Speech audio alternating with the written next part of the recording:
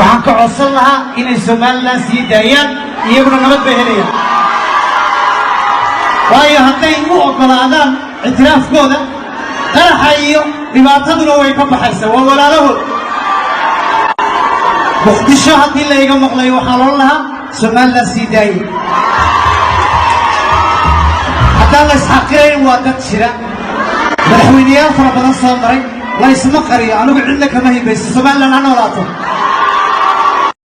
inta waxaan wanaagsan daawadayaal meel kastoo adduunyada dacalada joogtaan halkan naga daawanaysan waa Rugta TV oo aan idalenahay saaxiibayaal ku soo dhawaada waa markale barnaamijyadii fanka iyo arrimaha bulshada waxyaabaha lagu hadalay inta badan fanaanka caanka ah Maxamed Saciid BK ayaa ka hadlay dhawaan qarax ka dhacay magaalada Muqdisho waxaanu sheegay in fanaanka hadii magaalada Muqdisho ay rabto ama Muqdisho ay doonayso in ay nabad noqoto marka hore in Somaliland la soo ictiraafo oo ictiraafka Somaliland iyo qaraxa Muqdisho ka dhacay ayaa uu mideeyay sida ka muuqata hadalkiisa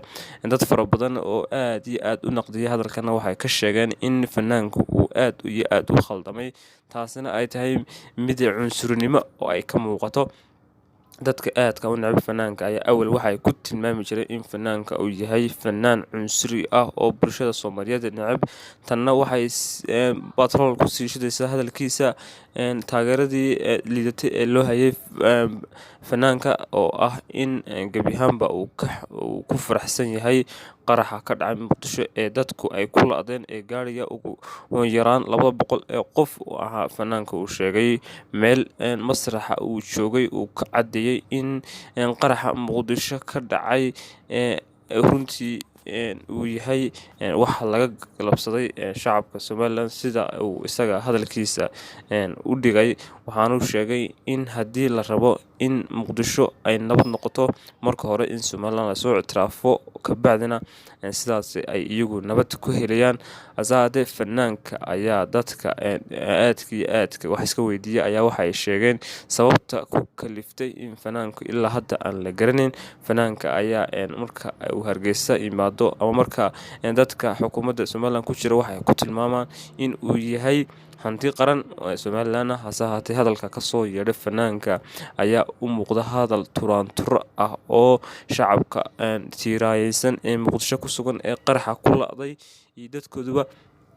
uu yahay hadal jees ah ee baraha bulshadana uu hadda si weyn u haysto taas oo gabiyaanba aad iyo aad looga naxay hadalka ka soo yeedhay Maxamed Saciid BK oo fanaan weyn oo dadku aad u jecel yihiin taageero badan ku leh haysiisa meelo fara badan ku qaday shacabka Soomaaliyeed ay dhageystaan taasina hadda waxay batrool ku sii shubi doontaa fanaanka oo markii horeba laga qabay oo ahayd in uu cunsuri yahay cunsurnimadiisana ay u muuqanayso hadda in ay sii cadanayso waxa kala soo baxay dadiyo qaraxii dhawaanaha ka dhacay magaalada Muqdisho dad ku farxay oo ka mid yahay wiil TikTok-ta ama meesha barta loo yaqaan TikTok oo soo galay muuqaal uu aad u qoslayo oo kana jeesiyo qaraxa dadka ku dhintay magaalada Muqdisho dadka qaar ayaa waxay qabaan in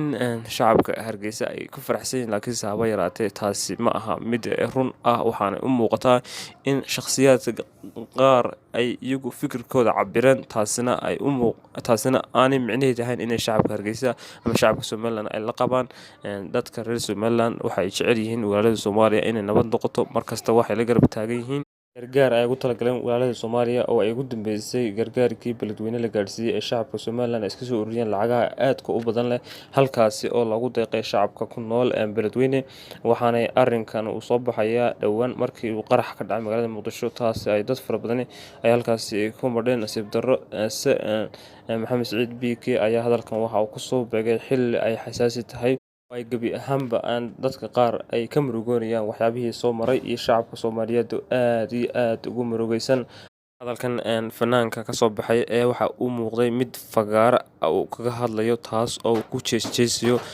hasaatee dadka aadka uga hadla ayaa waxay sheegeen in fanaanku ay ka sambirraxtay laakiin si aanu sida dadku moodayaan aanu u jeedin waxaana sheegeen in hadalkaasi uu raaligelin ka bixin doono dadka qaar u dhaw asxaabtihiin oo uu ka mid yahay wariyo weyn oo ka soo qoray barta uu ku leeyahay Facebook wariyahaasi sheegay wariyaha Maxamed Bakayle in uu aad uga cudur daaranayo saaxiibkiisa Maxamed Siciid Biike in hadalkaasi uu kasoo yeedho, waxaana uu sheegay in shacabka Soomaaliyeed uu ka raali gelinayo isaga shakhsi ahaantiisa. Fanaanka ayaa ilaa hadda aan la ogeyn inuu soo jawaabay, laakiinse waxaa la filayaa in fanaanka uu jawaab ka bixin doono hadalkii kasoo yeedhay dhowaan, taas oo ay dadku aad iyo aad uga naxeen. Waxaanu eegi doonaa waxyaabaha ugu dambeeya ee soo kordhi doona. Waanaad ku mahadsantihiin daawashada channelkeena.